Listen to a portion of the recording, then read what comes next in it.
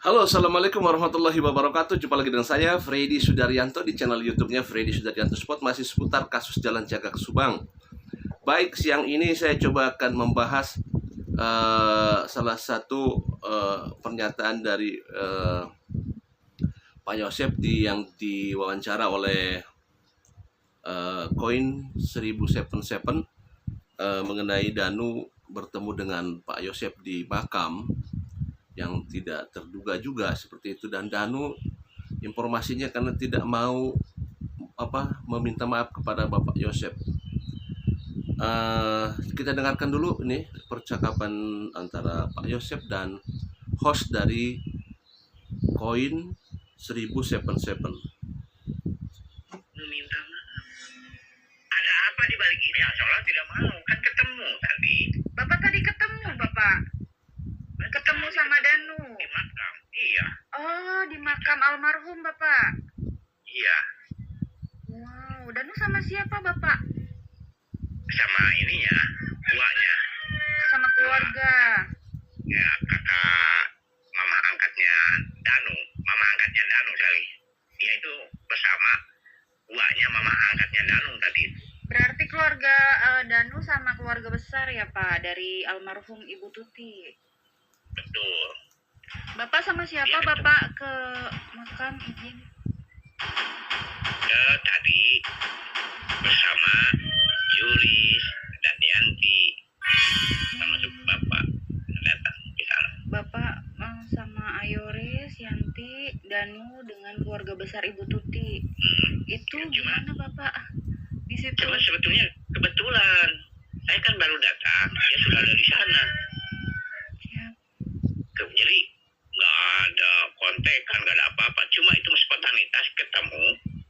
Cuma yang herannya itu aja. Apa? Ini saya akan setback ya ke belakang. Waktu ketemu di Polda, dia tidak mau bersalaman. Itu seperti Oke, itulah pernyataan dari Pak Yosep mengenai Danu tidak mau menyapa dan sekaligus tidak minta maaf pada saat event yang sangat baik ini. Tentunya saya coba untuk menanyakan kepada Danu langsung. No, saya bilang begitu. Tadi ketemu Pak Yosep ya, saya bilang gitu. Loh, abang tahu dari mana? Katanya gitu, kata Danu. Itu saya lihat di salah satu channel YouTube, yaitu dari Koin 1077, no. Danu melihat kali itu konten tersebut dan menjawab, oh begini bang, kan waktu di makam itu saya kan nggak tahu kalau Bapak Yosep datang karena saya lagi baca Yasin gitu, lagi baca Yasin. Oke, karena memang pada saat itu Danu berserta keluarga ya datang lebih dulu ya ke makam, dan baru kemudian keluarga Pak Yosep dengan Kang Yoris katanya gitu ya. Nah sekarang gini, kalau saya sih melihatnya dari segi segi psikologis kali ya. Saya baca dari segi psikologis. Jadi begini, kalau ada orang yang misalkan musuh-musuhan gitu ya, bukan hanya Pak Yosep dan Danu, saya juga pernah punya musuh gitu ya. Saya pribadi, saya nggak usah ngungkapin kepada orang lain, pada diri saya sendiri aja. Kadang-kadang saya pernah dalam hidup saya pernah musuh beberapa kali ya. Itu kalau kita punya musuh itu memang buat kita itu jadi berat untuk bisa melangkah ya, untuk apa gitu ya, untuk bisa, jadi ada ruang menjadi menyempit kalau kita punya musuh itu.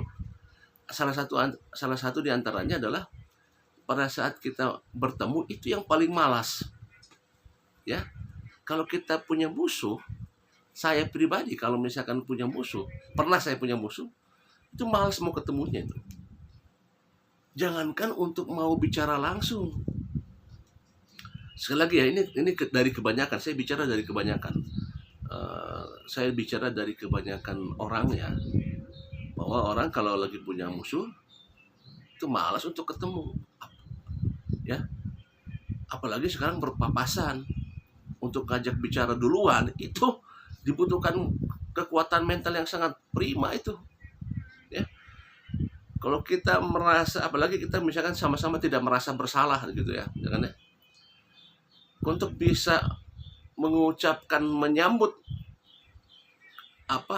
menyapa pertama itu nggak gampang. Itu perlu seseorang yang memang punya hati baik ya, hati bersih, mempunyai mindset yang luas, mempunyai keterbukaan, open mind, ya. Itu perlu mental yang kuat. Jadi misalkan kalau misalkan Pak Yosef bilang bahwa Danu tidak ini menyapa atau dan lain sebagainya, memang ini kalau saya kan, kalaupun saya ada di Danu misalkan ya, posisi saya ada di Danu, mungkin agak berat juga untuk mendahului menyapa, walaupun secara etika ya, secara etika harusnya yang muda itu hormat kepada yang tua, itu secara etika loh ya, dalam aturan normal, tapi ya dalam keadaan aturan normal.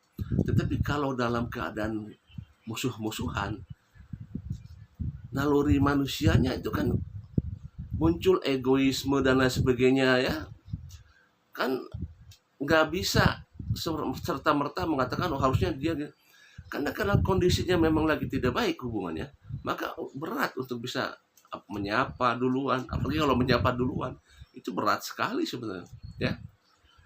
Kalau misalkan Pak Yosef bilang bahwa Danu tidak mau minta maaf, tidak itu, dan sebenarnya juga saya tidak tahu keadaan di lapangan seperti apa ya, seperti itu. Tapi kalau misalkan alangkah baik sebenarnya ya, kalau misalkan si Danu ini yang usianya 20 tahun lebih ya, kemudian dia tidak menyapa, ya memang tidak baik ya, secara etika tidak baik. Harusnya kan yang muda memang menyapa yang lebih tua, tetapi juga ya tidak ada salahnya juga yang lebih tua juga menyapa duluan kepada yang muda, nggak ada masalah juga sih.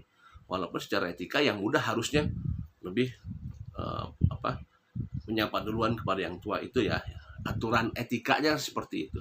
Tetapi kan tidak juga melarang yang tua lebih dulu menyapa, tidak masalah juga sebenarnya. Nah, konteksnya dengan masalah yang sekarang dibahas di koin 777 itu, cuman ya itu saya membahasnya adalah karena memang psikologi dari Danu, karena lagi ya kita ketahui kan lagi ada konflik lah ya, walaupun konfliknya di media ya, saling serang, dan bukan saling serang sih, lebih kepada ya serangan, adalah beberapa pernyataan dari Pak Yosef dan Danu juga sama ya.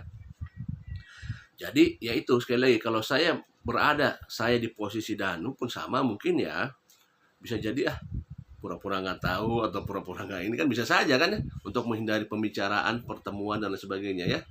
Ya itulah, karena kalau kita memang ada perselisihan ya, jadi yang kita itu jangankan untuk mau nyapa duluan, mau ketemu aja malas pasti.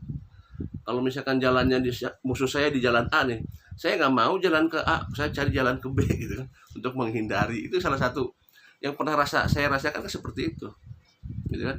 Kalau misalkan dia berani, kemudian saya berani, ya berarti bagus. Kalau misalkan berani, saya menyapa duluan, itu bagus, berarti dia punya hati yang bersih kalau begitu ya. Tapi kan saya bilang dari kebanyakan, saya bicaranya dari kebanyakan orang. Pada saat orang punya musuh, pernah clash, satu pasti dia menghindari untuk bertemu, kedua malas untuk menyapa duluan kan gitu ya. Itu kebanyakan kan seperti itu. Jadi sekali lagi yang dibahas oleh koin 777, kalau saya sih mengindikannya ya wajar-wajar saja lah seperti itu. Walaupun memang sebenarnya sayang sekali karena ini event bagus, event memaafkan. Kalau misalnya apalagi di makam pada saat itu kan ketemu, ya alangkah baiknya sebenarnya dimulai gitu loh. Kalau ada saja yang memulai untuk menyapa saja, akan cair sebenarnya ya, akan cair. Ya, tapi kan saya tidak melihat langsung di lapangan ya. Cuman saya tidak langsung melihat di lapangan seperti apa ya. Hanya mereka lah yang tahu semua di lapangan seperti apa. Saya cuma dapat info saja dari Danu bahwa Danu sedang lagi baca Yasin nanti di makam itu, seperti itu. Ya demikian materi siang ini ya. Semoga masalah-masalah seperti ini sebenarnya tidak usah di blow up sebenarnya. Karena akan menjadi ini lagi Ya mudah-mudahan aja lah, kita berdoa semoga di bulan setelah Ramadan ini ada perkembangan baru, walaupun memang kita agak sedikit kecewa. Harapan kita adalah yang disampaikan adanya kado di awal Ramadan, kemudian kita berharap di Idul Fitri, tapi ternyata uh, lewat saja begitu. Kita tunggu di lain waktu. Assalamualaikum warahmatullahi wabarakatuh.